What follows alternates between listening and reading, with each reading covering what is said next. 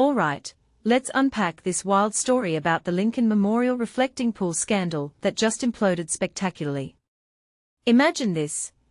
A 67-year-old Olympian gets charged with vandalizing a national monument, only for the government to back down and say, "Oops, turns out it was our own contractors who ruined it." What even is going on here? How does a case like this get filed in the first place?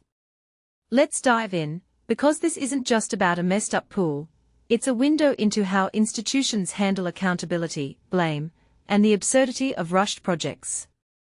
So, the basics. David Hearn, a former Olympic kayaker, allegedly touched the reflecting pool water in June 2026, which prosecutors claimed caused over $1,000 in damage. But wait, how do you vandalize water?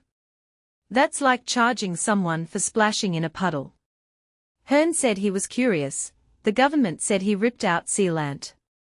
But now, the DOJ is like, never mind. Turns out the pool's contractor, Atlantic Industrial Coatings, botched the installation during a $14 million renovation. The pool started peeling like a sunburn and turned green with algae. Classic. What makes this so fascinating is how quickly the narrative shifted. The government initially leaned into this heroic defense of monuments angle, with prosecutors acting like Hearn was some eco-terrorist attacking the National Mall. But the real villain here? A rushed renovation job tied to the America 250 celebrations. Think about that. A contractor cutting corners to meet a politically charged deadline, leaving taxpayers on the hook for a disaster. This isn't just incompetence, it's a symptom of how governments prioritize optics over quality.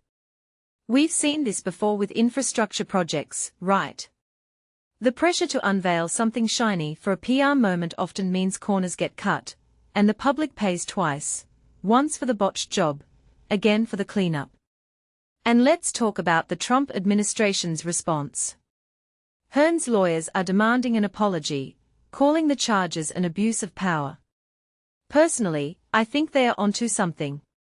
There's a pattern here where authorities rush to criminalize harmless acts to look tough on crime, only for the truth to reveal systemic failures. Why target an elderly athlete when the real story is a multi-million-dollar waste of taxpayer cash? It smells like a distraction, a way to deflect from the contractor's failures by scapegoating an individual.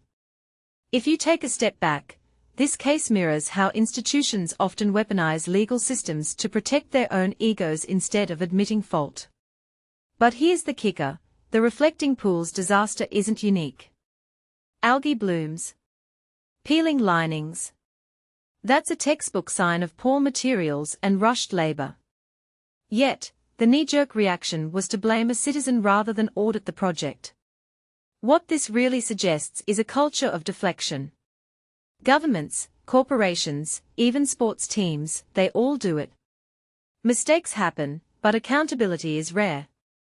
Instead of saying, "We messed up the renovation," they'd rather drag someone through court for months. And let's be real, if Hearn wasn't a public figure, this might have stayed buried under algae. So where's the broader takeaway? For me, it's about how truth gets buried in the chaos of institutional pride. This case started as a morality play about vandalism, but ended as a farce about accountability. The reflecting pool isn't just a pool, it's a metaphor for how societies handle failure. Do we point fingers or fix foundations? The answer here was clear, they'd rather repaint the problem than admit the whole system's cracked.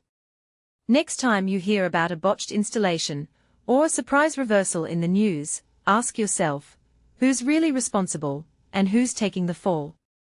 Thanks for watching, and if you're David Hearn, maybe invest in a "I survived the reflecting pool incident" t-shirt. It's the least this saga deserves.